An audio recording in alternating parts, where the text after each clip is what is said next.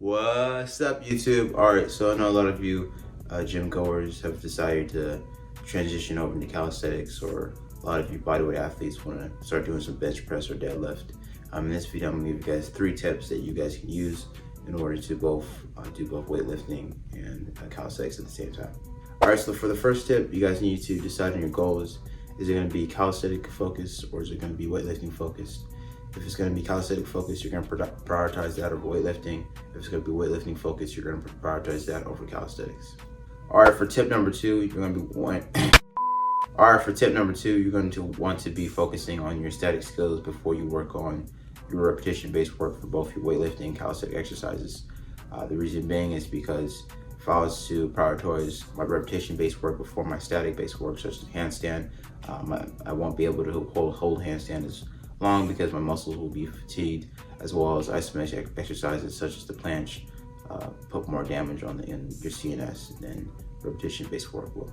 All right, so for tip number 3, it's going to be to do calisthenics before weights. So it'll depend on your goals, obviously, but for those of you who are focusing primarily on calisthenics, you need to do those first, because most of calisthenic exercises are compound movements, while weightlifting has a lot of isolation movements. So for example, if you're doing pull-ups and lat pull-downs, it's important to do your pulls before lat pull-downs, because your pull-ups work multiple muscle groups, while lat pull-downs typically work the back.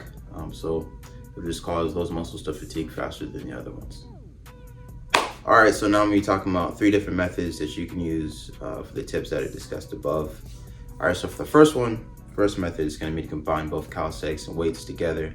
You can take 2 to 4 exercises from calisthenics, 2 to 4 exercises from weights, and just combine them together. This is good for beginners and intermediate athletes. Now the second method is to focus on calisthenics first and then weightlifting second. The reason being is this allows you to give the most energy to skills such as the handstand, like I talked about previously, and then for you just to work on weights later. This is good for beginners and intermediate athletes. All right, so the last and the final method is a bit more complicated than the other 2 that I discussed. It's more so for like advanced athletes. This is periodization. So you're gonna have 2 phases. You're gonna have the strength and hypertrophy phase. During the hypertrophy phase, you're gonna focus on weightlifting, try to gain as much muscle as possible. And then for the strength phase, you're gonna focus on calisthenics, just to work on your skills. The reason being is because muscle cross-sectional area times neural adaptations equals strength. All that muscle cross-sectional area is the more muscle you have, the more potential for strength that you can have. All right, so you might be asking, how long should I do periodization? So for the first few weeks, you could be focusing on hypertrophy-based training, and then for a week or 2, you focus on strength, then you'll deload, and then you'll do it again, type thing. All right, so before I end this video, I want to talk about a few things such as overtraining, undertraining, what skill work is, because I feel like a lot of people don't know what skill work is.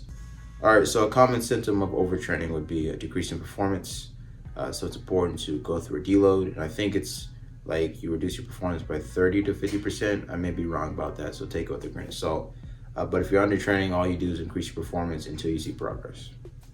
So what is skill work? Many of you guys may think that doing a planche or working on handstand push-ups would be skill work, but that's actually wrong. What skill work is things that don't cause a lot of fatigue to your body, such as like a handstand, at least when you're proficient at it.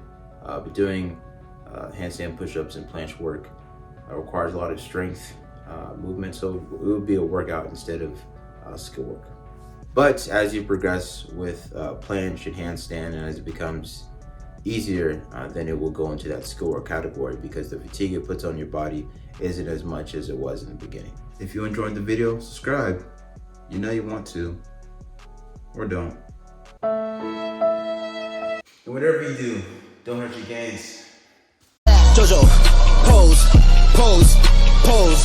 Jojo, pose. Let him cook. Let him cook now. Let him cook. I said let him cook.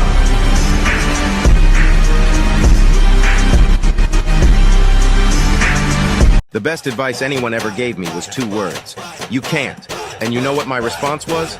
2 words. Watch me.